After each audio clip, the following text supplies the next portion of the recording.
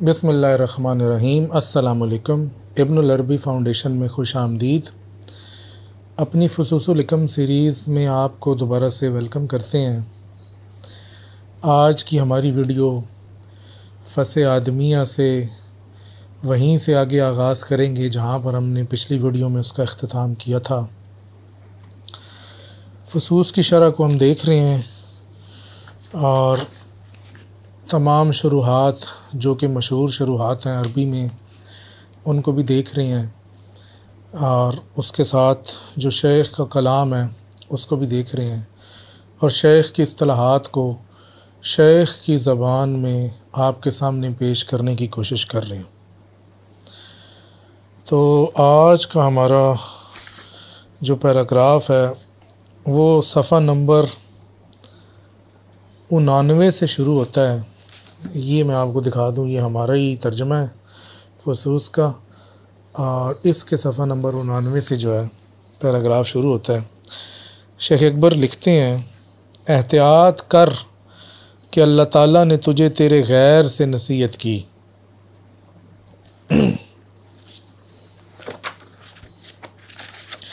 اب یہ غیر سے کیا مراد ہے؟ ادھر ایک حاشیہ لکھا ہوا ہے، ذرا اس کو دیکھ لیتے ہیں تاکہ بات واضح ہو جائے۔ یہ ہے جناب 7 نمبر حاشیہ۔ تو حاشیے میں درج ہے، شیخ عبد الغنی النابلسی اپنی شرح میں لکھتے ہیں، اللہ تعالیٰ نے تجھے قرآن مجید میں حضرت آدم، فرشتوں اور ابلیس کے قصے سے نصیحت کی۔ یعنی کہ جو چیز اس مقام پہ بیان ہو رہی ہے وہ انسان کے خلیفہ ہونے، اس کے اشرف ہونے، اس کے جامع ہونے، اس کے افضل ہونے کی بات ہو رہی ہے۔ تو یہاں پر شیخ کہہ رہے ہیں کہ غور کر، احتیاط کر، دیکھ کہ اللہ تعالیٰ نے تجھے نصیحت کی ہے تو قرآن میں کس جگہ کی ہے، اور اس حوالے سے قرآن میں کیا آیا ہے۔ تو وہ قصہ آدم و ابلیس ہے جس میں، یا وہ قصہ ہے کہ جس میں اللہ تعالیٰ نے فرشتوں کو سجدے کا حکم دیا۔ تو اس مقام پہ اللہ تعالیٰ نے اس انسان کی افضلیت کی بات کی ہے، آدم کی افضلیت کی بات کی ہے، تو مراد تو انسان کی افضلیت ہی ہے۔ پھر شیخ اسی کو تھوڑا سا مختصر انداز میں لے کے چلے ہیں، فرماتے ہیں، اور غور کر کہ جس پر ہلاکت آئی تو کہاں سے آئی۔ اب اسی قصے میں ہم غور کریں تو ہمیں پتہ چلتا ہے کہ شیطان نے آدم کو سجدہ کرنے سے انکار کیا، یعنی کہ اس کے افضل ہونے کا انکار کیا، یعنی کہ اللہ کے حکم ماننے کا انکار کیا۔ جب انکار کیا اس کے خلیفہ ہونے کا، تو وہ پھر اللہ تعالیٰ نے اس کو اپنی بارگاہ سے ہمیشہ ہمیشہ کے لیے باہر نکال دیا۔ تو شیخ کہہ رہے ہیں کہ جس پر ہلاکت آئی تو کہاں سے آئی، مطلب شیطان پر جب ہلاکت آئی تو کیوں آئی اور کہاں سے آئی؟ اسی وجہ سے آئی کہ اس نے اس ہستی کو خلیفہ ماننے سے انکار کیا کہ جس کو اللہ تعالیٰ نے خلیفہ بنایا، یعنی کہ اللہ کا حکم ماننے سے انکار کیا۔ آگے فرماتے ہیں، کیونکہ فرشتے اس خلیفہ کی نشت کو نہ سمجھ پائے۔ اب یہاں پر شیخ نے فرشتوں کی بات کی، ابلیس کا نام تو نہیں لیا، صرف اشارہ کیا، لیکن یہاں پر فرشتوں کا لفظ استعمال کیا۔ پیچھے بھی ہم فرشتوں کی بات کر رہے تھے، پچھلے پیراگراف میں بھی قوتوں کی بات تھی، فرشتوں کی بات تھی، اب پھر شیخ فرشتوں کی بات لے کر آئے ہیں۔ کہتے ہیں، فرشتے اس خلیفہ کی نشت کو نہ سمجھ پائے اور نہ انہیں یہ بات سمجھ آئی کہ حضرت حق کس طرح سے عبادت ذاتیہ کی متقاضی ہے۔ اب اس جگہ پہ شیخ فرشتوں کے حوالے سے کہہ رہے ہیں کہ فرشتے نہ آدم کو سمجھے نہ حق کو سمجھے، کیونکہ آدم کو سمجھ جاتے تو حق کو سمجھ جاتے، کیونکہ آدم جو ہے وہ حق کا نسخہ ہے، یا حق کو سمجھ جاتے تب بھی آدم کو سمجھ جاتے۔ تو جب حق کو نہیں سمجھے تو پھر آدم کو بھی نہیں سمجھے، یا آدم کو نہیں سمجھے تو حق کو بھی نہیں سمجھے۔ فرماتے ہیں کہ یہ بات انہیں سمجھ نہ آئی کہ حضرت حق کس طرح عبادت ذاتیہ کی متقاضی ہے۔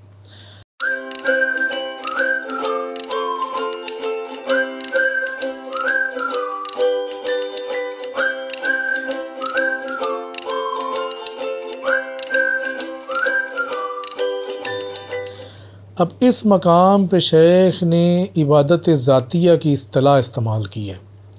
جب تک آپ یہ اصطلاح نہیں سمجھیں گے آپ کو اس کا مطلب سمجھ نہیں آئے گا۔ شیخ کی کلام فتوحات میں عبادت ذاتیہ شیخ نے متعدد بار ذکر کیا ہے، اور شیخ نے جو اس کو بیان فرمایا وہ اس طرح سے فرمایا ہے کہ عبادت دو طرح کی ہے، ایک عبادت ذاتی ہے، دوسری عبادت فرعی ہے، فرعیہ، فرع سے جس کو کہتے ہیں اصول اور فرع والی، یعنی کہ شاخ ہے۔ ایک عبادت فطری ہے، دوسری عبادت امری ہے، امر سے ہے۔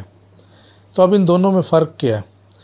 شیخ کہتے ہیں کہ ان دونوں میں فرق یہ ہے کہ ہر وہ چیز جو کہ اللہ تعالیٰ نے تخلیق کی ہے، ہر وہ عنصر، ہر وہ جسم، ہر وہ نشت، ہر وہ تخلیق، وہ اپنی ذات سے الہ کی عبادت کر رہی ہے، چاہے اسے اس عبادت کا ادراک ہے، چاہے اسے اس عبادت کا ادراک نہیں ہے۔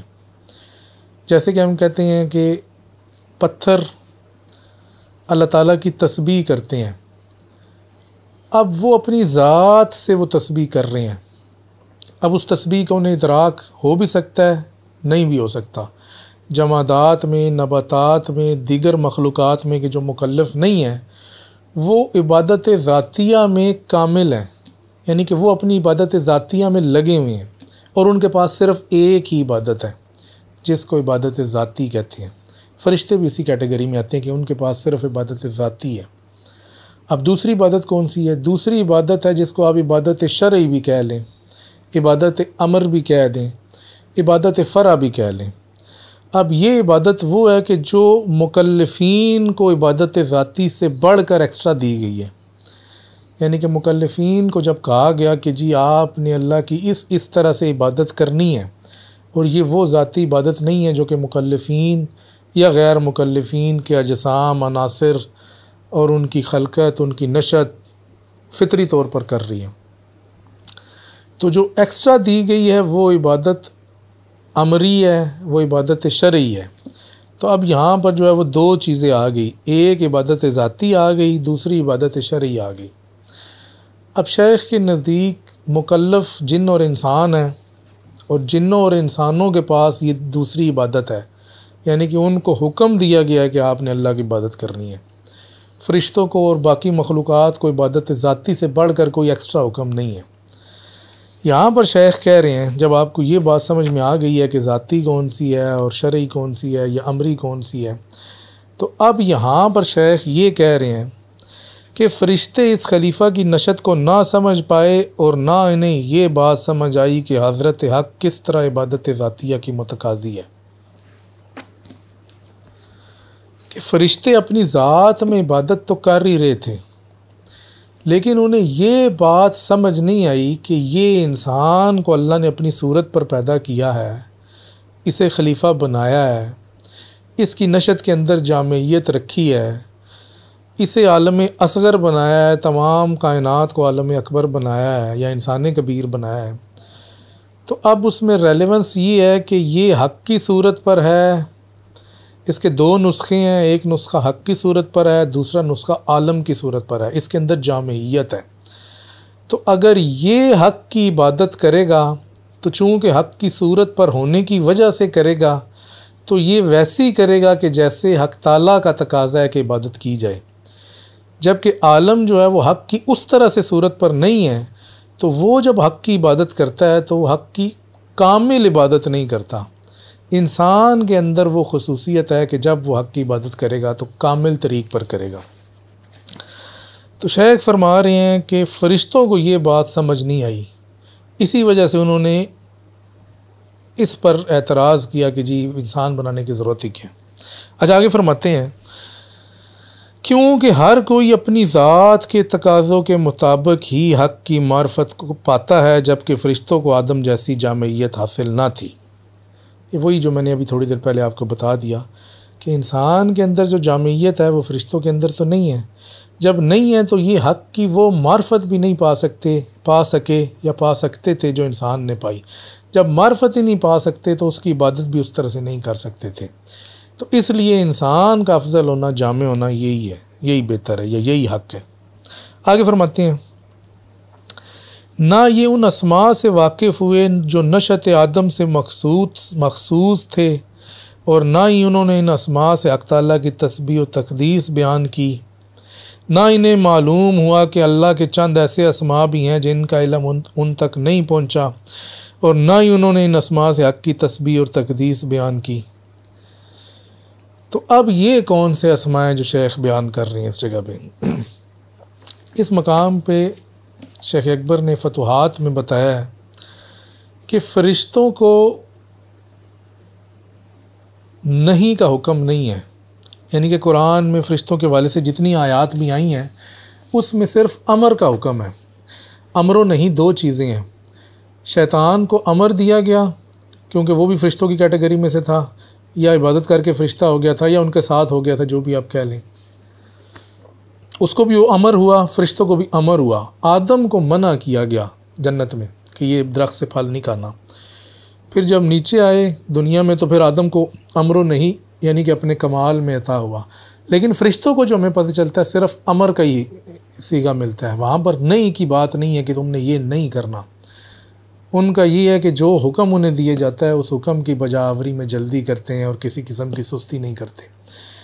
تو یہ جو فرشتوں کی بات ہے تو ان کے پاس ایک چیز پہنچی جس کو امر کہتے ہیں، آدم کے پاس دونوں چیزیں پہنچی جس کو امر بھی کہتے ہیں جس کو نہیں بھی کہتے ہیں۔ اب جو نہیں والے اسماء تھے وہ فرشتوں کی ادراک سے ماورا تھے، کیونکہ انہیں تو پتہ ہی نہیں تھا کہ نہیں کیا چیز ہے، رکنا کیا چیز ہے، یہ کرنا اور یہ نہ کرنا کیا چیز ہے۔ تو اس وجہ سے شیخ کہہ رہے ہیں کہ یہ ان اسماء سے واقف ہی نہ ہوئے جو نشأت آدم سے مخصوص تھے۔ نہیں والے اسماء، امر والے اسماء سے تو واقف ہو گئے، لیکن نہیں والے اسماء، منع والے اسماء سے واقف نہ ہوئے۔ آگے فرماتے ہیں، نہ انہیں یہ معلوم ہوا کہ اللہ کے چند اسماء ایسے بھی ہیں جن کا انہیں علم نہیں، اور نہ ہی انہوں نے ان اسماء سے حق کی تسبیح اور تقدیس کی۔ جب ان اسماء کی معرفت ہی نہیں تھی، ان سے واقف ہی نہیں تھے، تو ان سے حق کی تسبیح اور تقدیس کیسے کر سکتے تھے؟ جبکہ حق کا تقاضا یہ تھا کہ اس کے امر والے اسماء، اس کے نہیں والے اسماء، اس کے تمام اسماء سے اس کی تعریف اور تقدیس کی جائے۔ تو کہتے ہیں ان پر وہی بات غالب رہی جس کا ہم نے ذکر کیا، اور یہی حال ان پر حاکم رہا۔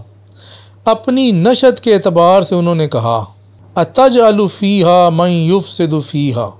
اب فرشتے کہہ رہے ہیں، شیطان انسان کے بارے میں اعتراض کر رہے ہیں کہ جب حق تعالیٰ نے کہا کہ میں زمین میں ایک آدم تخلیق کرنا چاہتا ہوں، تو کہہ رہے ہیں کہ اتجعل فیہا من یفسد فیہا، کہ کیا تو اس میں وہ مخلوق بنائے گا جو اس میں فساد کرے گی۔ کہتے ہیں یہی تو وہ مخالفت ہے جو بعین ہی ان سے سرزد ہوئی۔ انہوں نے آدم کے بارے میں جو کچھ کہا حق تعالیٰ کے ساتھ ویسا ہی کر دکھایا، یعنی کہ آدم کے بارے میں یہی کہا تھا کہ آدم تیرا حکم نہیں مانے گا اور زمین میں فساد کرے گا۔ تو جب اللہ نے کہا کہ جی میں حکم یعنی کہ میں بنا رہا ہوں، ایک آدم بنا رہا ہوں، تو فرشتوں نے اسی آدم پر اعتراض کر دیا، اور یہ بھی ایک اللہ کا حکم ہی تھا کہ اللہ آدم بنا رہا ہے، تو فرشتوں نے بھی اسی حکم کا اس کی خلاف ورزی تو نہیں کی لیکن ایک اعتراض اس پہ اٹھا دیا۔ تو شیخ کہہ رہے ہیں یہی بعین ہی یہ وہ مخالفت تھی جو کہ ان سے سرزد ہو گئی۔ اگر یہ ان کی نشأت کا تقاضا نہ ہوتا تو وہ آدم کے بارے میں بھی وہ کچھ نہ کہتے جو کہا، اور جس کا انہیں شعور تک نہ تھا۔ تو شیخ کہہ رہے ہیں کہ ان کی نشأت کے اندر بھی یہ چیز ہے، لیکن اللہ چونکہ وہ مکلف نہیں ہے، اسی وجہ سے اللہ تعالیٰ نے ان کو وہ محفوظ رکھا ہوا ہے کہ وہ اس کے حکم کی خلاف ورزی نہیں کرتی۔ اگر انہیں مکلف کر دیے جائے، اختیار دے دیے جائے، چھوڑ دیا جائے، تو ان کی نشأت کا بھی یہ تقاضا ہے کہ وہ بھی اسی طرح ہی مخالفت کریں گے حق کی۔ اور یہاں پر حق نے انہیں چھوڑا تو نہیں، صرف ایک دکھانے کے لیے ان سے یہ قول صادر کروا دیا کہ یہ دیکھ لو، اگر تم ابھی کہہ رہے ہو تو نیچے تو تم نے کرنا ہی کرنا ہے۔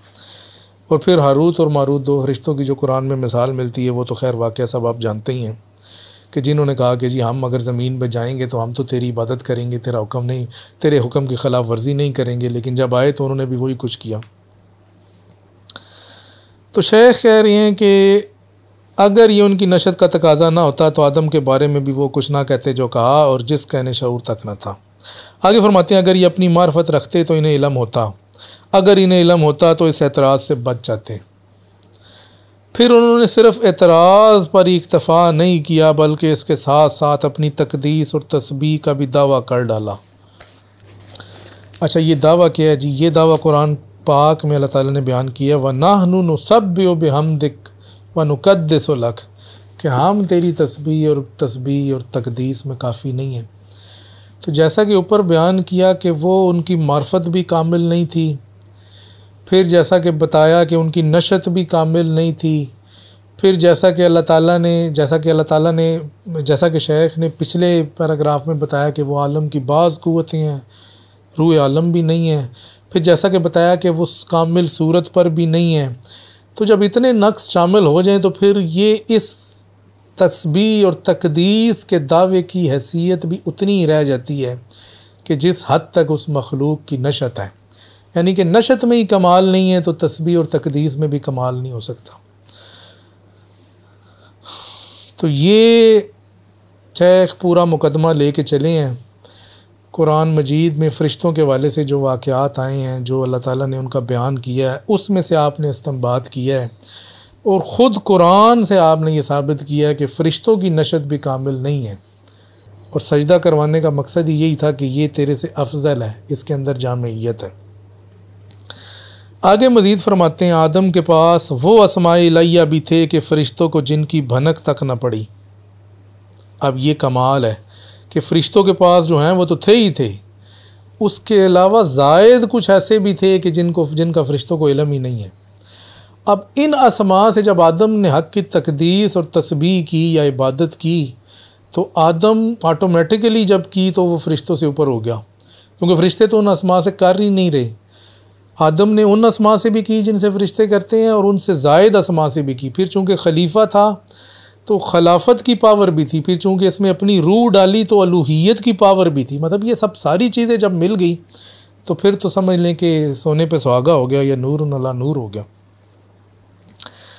آگے فرماتے ہیں، آدم کے پاس وہ اسماء الہیہ بھی تھے کہ فرشتوں کو جن کی بھنک تک نہ پڑی، سو انہوں نے ان اسماء سے اپنے رب کی تسبیح اور تقدیس بھی نہ کی، جیسا کہ آدم نے ان سے اس کی تسبیح، یعنی کہ فرشتوں نے نہ کی اور آدم نے کی۔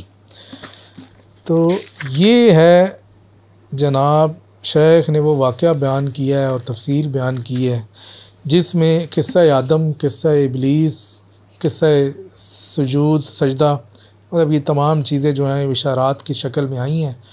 قرآن کریم کے صریح اور اصولی بیان سے آپ نے بتایا ہے کہ فرشتوں کے اندر وہ جامعیت کمال نہیں ہے، اگر ہوتا تو پھر اس قرآن میں یا فرشتوں کو سجدہ کروانے کی آدم کو ضرورت ہی نہیں تھی، اور جب نہیں ہے تو اس کا مطلب ہے کہ آدم ہی اس کائنات میں وہ ہستی بن کے ابھری ہے جس کے اندر جامعیت اور کمال ہے۔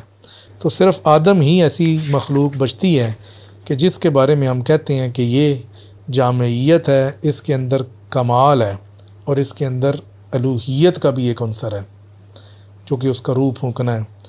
تو ابھی ہم مزید نیکسٹ ویڈیو میں دیکھتے ہیں، کیونکہ ٹائم جو ہے ویڈیو کا وہ لمبا ہو رہا ہے، اور آج کی ابھی اس ویڈیو میں اس مقام پہ اختتام کرتے ہیں۔ اگلی ویڈیو میں تھوڑا سا شارحین کی شرح کو دیکھتے ہیں، مزید انہوں نے اس بارے میں کیا بیان کیے ہیں، اور ایک چھوٹا سا اگلا پیراگراف ہے اس پر بات کو اختتام کرتے ہیں۔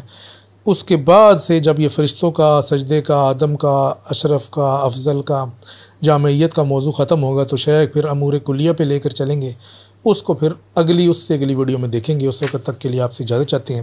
السلام علیکم ورحمۃ اللہ وبرکاتہ۔